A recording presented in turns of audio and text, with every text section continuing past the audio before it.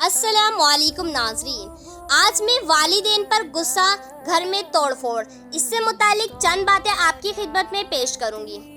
यही वो वक्त होता है जब शैतान मुस्कुरा रहा होता है। कभी सोचा है जब हमारे वालिदैन हमें कोई बात समझाते हैं तो वो डांट नहीं रहे होते, बल्कि अपने तजुर्बे की रोशनी में हमें गिनने से पहले बचा रहे होते हैं। मगर हम आज के नौजवान जब अपनी पसंद के खिलाफ कोई बात सुनते हैं तो गुस्से में आकर दरवाजे पटक देते हैं, टीवी मोबाइल फेंक देते हैं और कई बार तो अपने माँ बाप से बदतमीजी कर बैठते हैं। यही तो वक्त होता है जब शैतान मुस्कुरा रहा होता है। रसूलुल्लाह सल्लल्लाहु अलैहि वसल्लम ने फरमाया, गुस्सा शैतान की तरफ से है और शैतान आग से पैदा किया गया है। आग को पानी से बुझाया जाता है, इसीलिए जब किसी को गुस्सा आए तो वुज़ू कर ले। मेरे प्यारे भाइयों और बहनों, जब तुम गुस्से में आकर घर की चीज़ें तोड़ते हो, टीवी हो या मोबाइल, दरवाजे हो या बर्तन, वो चीज़ें दोबारा ली जा सकती हैं, मगर माँ बाप का टूटा हुआ दिल दोबारा नहीं जुड़ता। कुरान की नसीहत और हमने इंसान को ताकीद की कि वह अपने माँ बाप के साथ हुस्ने सुलूक यानी अच्छा बर्ताव करे।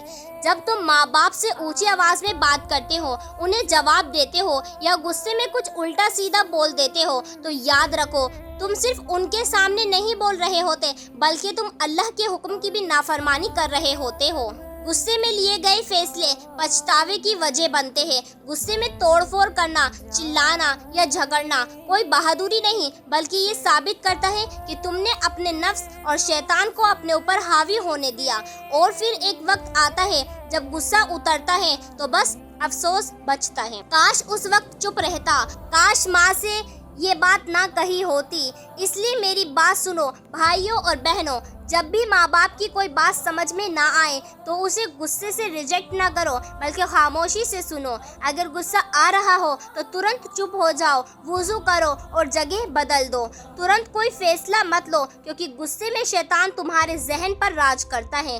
प्यार और अदब से बात करो, क्योंकि माँ बाप को जवाब देना नहीं, उनकी दुआओं को हासिल करना हमारा असली मकसद है। कई बार जिंदगी में ऐसा भी होता है कि हम अपने गुस्से में, अपनी जिद में उन हाथों को झटक देते हैं जो हमारे लिए रोज दुआ करते हैं। फिर जब वो हाथ दुआ के लिए उठना बंद हो जाते हैं तो हमें एहसास होता है कि हमने क्या खो दिया और अब वो कभी वापस नहीं आएंगे। घर की टूटी चीजें तो जुड़ जाती हैं, मगर टूटा हुआ एतबार और माँ बाप का दिल कभी नहीं जुड़ता। इसलिए रोने से पहले रुक जाओ, तोड़ने से पहले सोच लो, क्योंकि जब वो नहीं रहेंगे तब पछताना भी कम पड़ जाएगा। दुआ और आखिरी बात, ए अल्लाह हमें हमारे माँ बाप की कदर करने वाला बना दे, हमें उनके आगे कभी ऊंची आवाज में बात करने वाला ना बना और हमें गुस्से में शैतान की चालों से बचा।